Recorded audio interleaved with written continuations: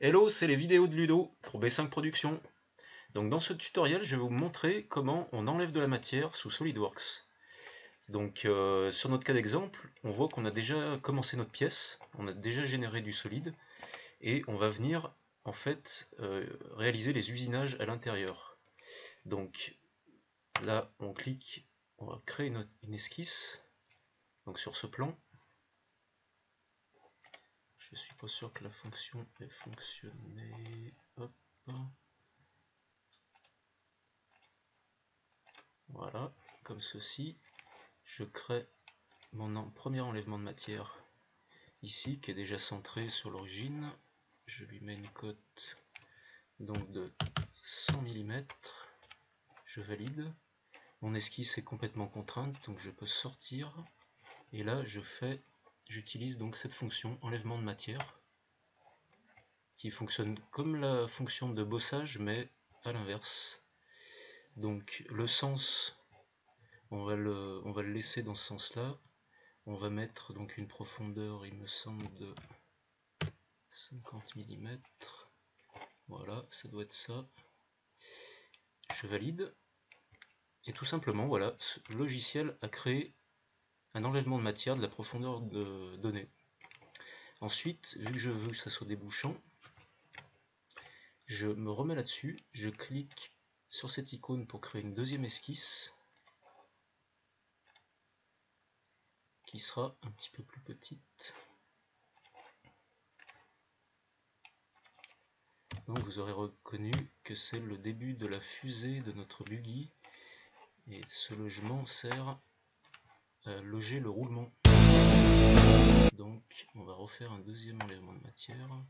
Donc là vous voyez, on pourrait éventuellement changer le sens, la longueur, on a tout un tas de possibilités, on peut extruder sur deux directions, etc. Bon là on va rester comme ça, je peux juste simplement vous montrer, ce qui est utile c'est de mettre à travers tout, quand on sait que ça doit déboucher la pièce, et je valide. Et j'obtiens mon usinage prêt à recevoir le roulement. Voilà. Ensuite, il y a une deuxième solution pour créer de l'enlèvement de matière, si on peut appeler ça comme ça, en tout cas sous SolidWorks c'est rangé là-dedans, c'est les perçages. Donc on peut cliquer sur l'outil assistance pour le perçage.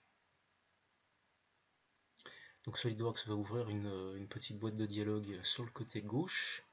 Et donc là, en fait, ça fait non seulement les perçages, mais non seulement les taraudages. Donc vous voyez, on a tout un tas de paramètres qu'on peut régler comme on veut, à notre convenance.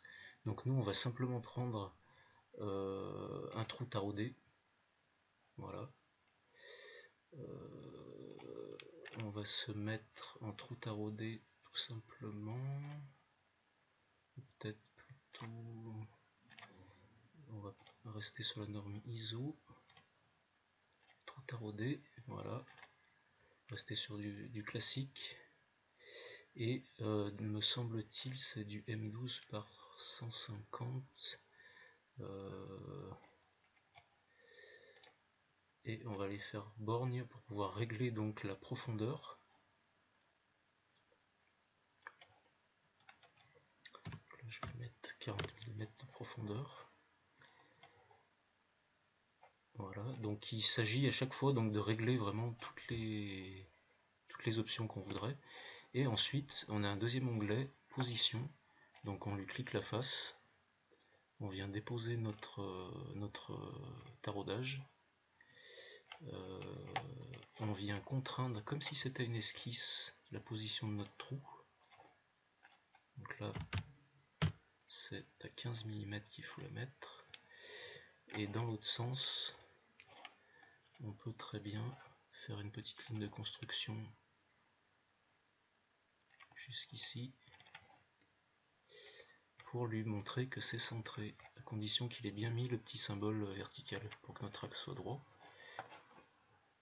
Et donc quand on en est là, on peut valider. Voilà. On obtient donc notre taraudage qui est suffisamment profond pour traverser cette paroi, mais pas la deuxième. Donc on considère que notre fonction est réalisée. Voilà, en ce qui concerne les enlèvements de matière sous SolidWorks. Je vous donne rendez-vous dans notre prochain tutoriel pour vous montrer différentes fonctions sur les mises en point. Je vous remercie pour votre attention, à très bientôt.